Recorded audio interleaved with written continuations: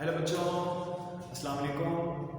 I hope कि आप सब बहुत अच्छे होंगे और खूब पढ़ाई कर रहे होंगे। आज हम आप लोगों के लिए क्लास 10th चैप्टर नंबर 18 का फर्स्ट लेक्चर लेके आए हैं। इस चैप्टर का नाम है एटॉमिक एंड न्यूक्लियर फिजिक्स और इस चैप्टर के अंदर हम लोग बहुत कुछ पढ़ेंगे एटम के बारे में और उसके खास तौर पे न्यूक्लियस के बारे में। ठीक है, इस चैप्टर को पढ़ाने का पर्पस आपके अंदर एटॉमिक और न्यूक्लियर फिजिक्स की नो हाउ को डेवलप करना है। इसमें हम ये सीखेंगे कि रेडियो एक्टिविटी क्या होती है।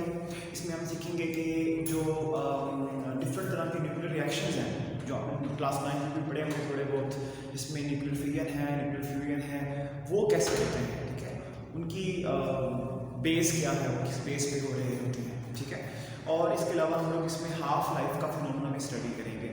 ठीक है बच्चों, तो चले हम विदाउट एनी फर्दर डिले अपना आज का जो लेक्चर है वो शुरू करते हैं। आज हम लोगों ने इस चैप्टर को शुरू करना है और इसके शुरू में हमें पढ़ना है एटम और एटॉमिक न्यूक्लियस के बारे में। ठीक है, और आज ही के लेक्चर में हम साथ में आइसोटॉप्स का टॉपिक में कवर करेंगे। तो बच्चों ये बेसिक चीज़ें हैं सारी की सारी, इनमें से मैक्सिमम चीज़ों के बारे में आप ऑलरेडी जानते हैं। आपको पता है कि बच्चे जो आपका मैटर होता है, सॉलिड, लिक्विड, गैस, प्लाज्मा, जितना भी मैटर की डिफरेंट स्टेट्स होती हैं बच्चों, ये छोटे छोटे पार्टिकल्स से मिलकर बनी हुई है। इस पर काफ़ी टाइम से रिसर्च चल रही थी। फिर एक ग्रीक फिलोसोफर थे, उनका नाम था डेमोक्रिटस। उन्होंने 585 BC के अंदर ये डिस्कवर किया, बल्कि उन्होंने ये नोट लिखा कि जो मैटर है वो छोटे छोटे ज़रात से मिलकर बना हुआ है और उन ज़रात को उसने नाम दिया एटम का। ठीक है, the matter is built from small particles called atoms. तो यहाँ से उसने एटम का कंसेप्ट दिया कि एटम क्या चीज़ है। ये वो बुनियादी छोटे छोटे पार्टिकल्स हैं जो जब मिलते हैं तो उससे मैटर बनता है। फिर एटम के बारे में रिसर्च होना शुरू होगी कि एटम क्या है ना, एटम के अंदर भी क्या कुछ है। ठीक है, एटम किन पार्टिकल्स से मिलकर बना हुआ है। उस टाइम ये सोचा जाता था कि एटम किसी और पार्टिकल से मिलकर नहीं बना हुआ, इसलिए इसको नाम दिया गया एटम का। उस बेसिक छोटे जरिए को जिससे बाकी सारा मैटर बना हुआ है उसको नाम दिया गया एटम का। क्यों बेटा? क्योंकि एटम एक ग्रीक वर्ड है एटमोस, वहाँ से ये वर्ड निकला है एटम का। और एटम का मतलब होता है इंडिविजिबल। लेकिन तब ये माना जाता था कि जो एटम है ये इंडिविजिबल है, ये फर्दर किसी पार्टिकल से मिलकर नहीं बना हुआ। आज हम जानते हैं कि एटम के अंदर बहुत सारे और पार्टिकल्स होते हैं, जिसमें से 3 के बारे में तो हम सब जानते हैं। इलेक्ट्रॉन्स होते हैं, प्रोटॉन्स होते हैं, न्यूट्रॉन्स होते हैं। ठीक है, लेकिन तब ऐसा नहीं जाना जाता था, इसलिए उन्होंने नाम रखा एटम। ठीक है, इसका मतलब होता है इंडिविजिबल। तो ये थोड़ा सा आपको एमसीक्यूज में पता होना चाहिए। तो वैसे भी ये जो टॉपिक है बच्चों, ये टॉपिक आपका एमसीक्यूज और शॉर्ट क्वेश्चंस के लिए इम्पोर्टेंट है। यहाँ से एमसीक्यूज और शॉर्ट क्वेश्चंस आएंगे आपको। फिर आप जानते हैं कि एटम के बारे में तरह तरह के जो एक्सपेरिमेंट्स हैं वो होना शुरू हो गए, उसको जानने की कोशिश की गई। तो फिर हमें पता चला 1911 के अंदर ये रदरफोर्ड भाई साहब थे, इन्होंने बताया कि जो एटम है ना उसके सेंटर में पार्ट होता है जो कि हैवीली पॉजिटिवली चार्ज होता है, और उसको उसने नाम दिया था न्यूक्लियस का। तो न्यूक्लियस का कंसेप्ट सामने आया कि एटम अकेला नहीं, एटम के अंदर एक सेंट्रल पार्ट होता है, उसे हम न्यूक्लियस कहते हैं। ठीक है, आइए हम थोड़ा सा न्यूक्लियस के बारे में मज़ीद जानते हैं। आज हम ये जानते हैं कि जो एटम का न्यूक्लियस वाला पार्ट होता है उसके अंदर 2 पार्टिकल्स पाए जाते हैं। मान लीजिए कोई एटम है, उसका हमने ये सेंट्रल पार्ट जिसे न्यूक्लियस कहते हैं हम ड्रॉ कर रहे हैं, न्यूक्लियस। इसके अंदर 2 तरह के पार्टिकल्स पाए जाते हैं। एक तरह के पार्टिकल्स को बोलते हैं प्रोटॉन और दूसरी तरह के पार्टिकल्स को बोलते हैं न्यूट्रॉन। इसमें प्रोटॉन्स और न्यूट्रॉन्स होते हैं। ठीक है, ये मैं जनरल आपको समझा रहा हूँ न्यूक्लियस के बारे में। ये किसी खास एटम का न्यूक्लियस ड्रॉ नहीं कर रहा, सिर्फ समझाने के लिए। और आपको ये भी पता लग गया होगा, उसके बाद डिस्कवर ये भी हुआ कि ये सिर्फ न्यूक्लियस वाला पार्ट सेंटर में होता है। इसके इर्द कुछ ऐसे ऑर्बिट्स होते हैं जिनके अंदर नेगेटिवली चार्ज पार्टिकल्स रिवॉल्व कर रहे होते हैं, और आपने सही जाना बच्चों, उनको कहते हैं इलेक्ट्रॉन्स। तो कुछ इलेक्ट्रॉन्स होते हैं, ये न्यूक्लियस के दायरे के अंदर ऑर्बिट्स के अंदर रिवॉल्व कर रहे होते हैं। मजीद इन पर स्टडीज की गई तो पता चला कि ये जो प्रोटॉन्स होते हैं बच्चों, प्रोटॉन्स होते हैं, न्यूट्रॉन्स और इलेक्ट्रॉन्स। जो प्रोटॉन्स होते हैं बच्चों, इनके ऊपर होता है पॉजिटिव चार्ज। जो न्यूट्रॉन्स होते हैं ये न्यूट्रल होते हैं, ये चार्जलेस पार्टिकल्स हैं, इन पे कोई चार्ज नहीं होता, चार्जलेस और न्यूट्रल। जबकि जो इलेक्ट्रॉन होते हैं बच्चों, इनमें नेगेटिव चार्ज होता है, इन पे नेगेटिव चार्ज होता है। ठीक है, तो ये बाहर की जो तहकीक है उससे पता चला। तो तो आज हमें पता है कि एटम के अंदर भी कुछ पार्टिकल्स होते हैं, उनमें इलेक्ट्रॉन्स, प्रोटॉन्स, न्यूट्रॉन्स हैं। इसमें इलेक्ट्रॉन्स ऑर्बिट्स में रिवॉल्व कर रहे होते हैं अराउंड न्यूक्लियस, और प्रोटॉन्स और न्यूट्रॉन्स सारे के सारे कंसंट्रेटेड होते हैं इनसाइड द सेंटर, और उस सेंट्रल पार्ट को हम लोग न्यूक्लियस बोलते हैं। अच्छा, मज़ीद कुछ आपको बातें पता होनी चाहिए इन न्यूक्लियस वाले पार्ट के बारे में। वो ये कि ये जो प्रोटॉन्स और न्यूट्रॉन्स होते हैं बच्चे, इन्हें हम कंबाइंड फॉर्म में न्यूक्लियॉन्स बोलते हैं। The particles inside nucleus are called nucleons.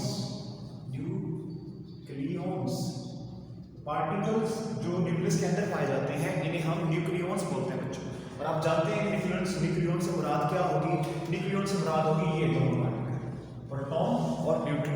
ठीक है, इन दोनों को हम न्यूक्लियॉन बोलते हैं। प्रोटॉन भी एक न्यूक्लियॉन है और न्यूट्रॉन भी एक न्यूक्लियॉन है। ठीक है, अच्छा, मज़ीद आपको ये पता होना चाहिए कि जितने भी अब तक एटम डिस्कवर हो चुके हैं और उनके न्यूक्लियस के बारे में भी इंफॉर्मेशन मिल चुकी है, तो सबसे सिंपलेस्ट एटम कौन सा होता है? तो सबसे सिंपलेस्ट एटम होता है बेटा हाइड्रोजन का। ये याद रखिएगा, हाइड्रोजन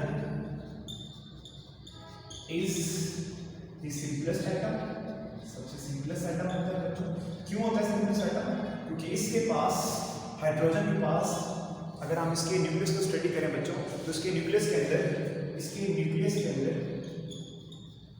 सिर्फ एक प्रोटॉन होता है, सिर्फ एक प्रोटॉन होता है, कोई न्यूट्रॉन नहीं होता। और इसके ऑर्बिट में सिर्फ एक इलेक्ट्रॉन है जो रिवॉल्व कर रहा होता है। कोई भी दूसरा एटम ऐसा नहीं है जिसके पास इस तरह की कैरेक्टरिस्टिक्स पाई जाती हैं। इसके अंदर इस तरह की आप कह लीजिए कि इसका स्ट्रक्चर कुछ इस तरह का हो।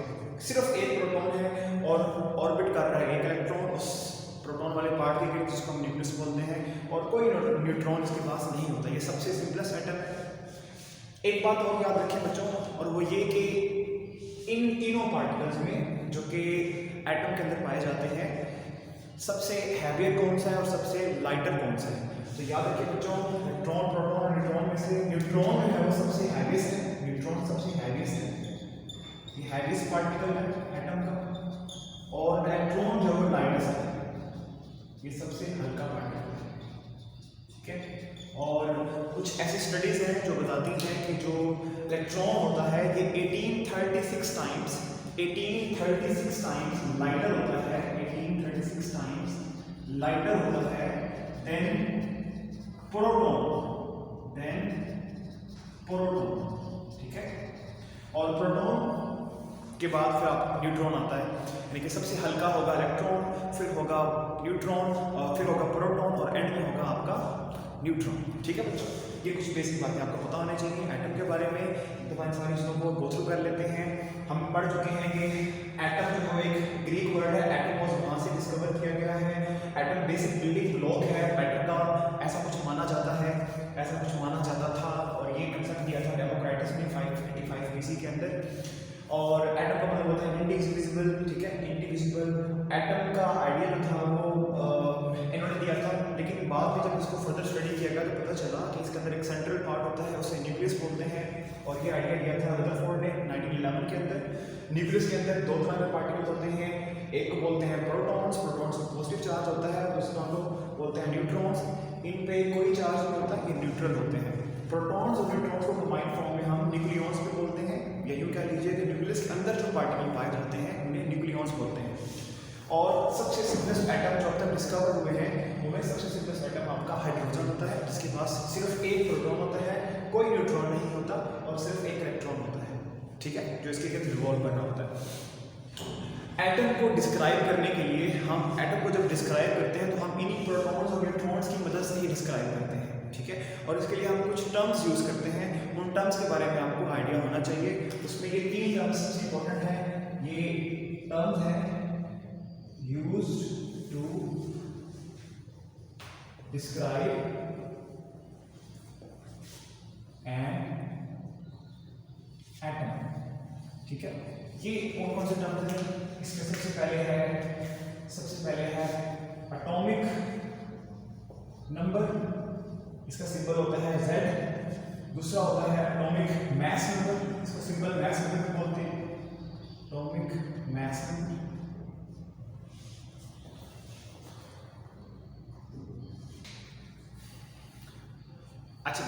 आप जानते हैं कि एटम के अंदर कुछ 3 तरह के पार्टिकल्स पाए जाते हैं, है ना। ये बेसिक पार्टिकल्स जो एटम के अंदर पाए जाते हैं, वैसे तो इससे ज़्यादा है, लेकिन अभी हमने सिर्फ अपने नॉलेज को यहाँ तक महदूद रखना है।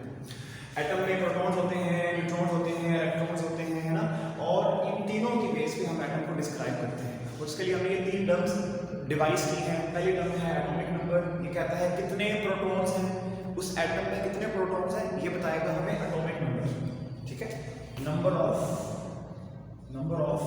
प्रोटॉन्स, नंबर ऑफ प्रोटॉन्स को बताएगा एटॉमिक नंबर, है ना।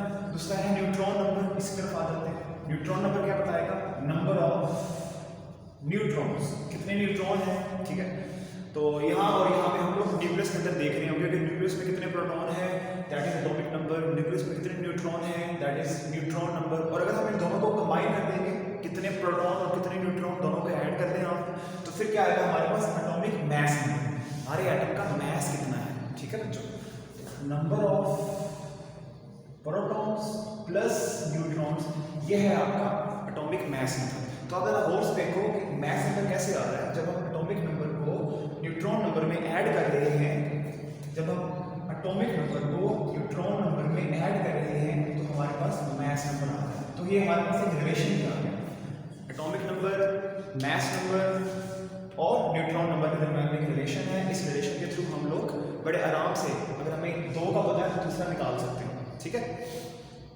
अच्छा, ये कुछ बेसिक बातें याद रखिएगा इस बारे में। और एक और चीज़ याद रखिएगा कि एटम को हम सिंबॉलिकली कैसे रिप्रेजेंट करते हैं। तो उसके लिए हम लोग कुछ इस तरह करते हैं कि एटम में, हर एटम में एक सिंबल होता है बच्चों, हर एटम में एक सिंबल होता है। जैसे हाइड्रोजन है बच्चों, हाइड्रोजन का एटम है तो हाइड्रोजन का एक सिंबल होगा, हाइड्रोजन एटम हम ले लेते हैं यहाँ पे। हर एटम का एक सिंबल होता है, जैसे हाइड्रोजन का सिंबल हो गया H, ठीक है। और फिर उस सिंबल के साथ हमने उसका एटॉमिक नंबर और उसका मैस नंबर बताना होता है। ये दोनों हम उसकी लेफ्ट साइड पे बताते हैं, उसके सिंबल की लेफ्ट साइड पे बताते हैं। नीचे लिखते हैं हम लोग उस एटम का एटॉमिक नंबर, यानी कि Z। ये थोड़ा सा कंफ्यूजन हो जाती है, बच्चे समझते हैं कि एटॉमिक नंबर जो है वो A से शुरू हो रहा है तो उसको A से एक्सप्रेस करना है, हालांकि ऐसा नहीं है।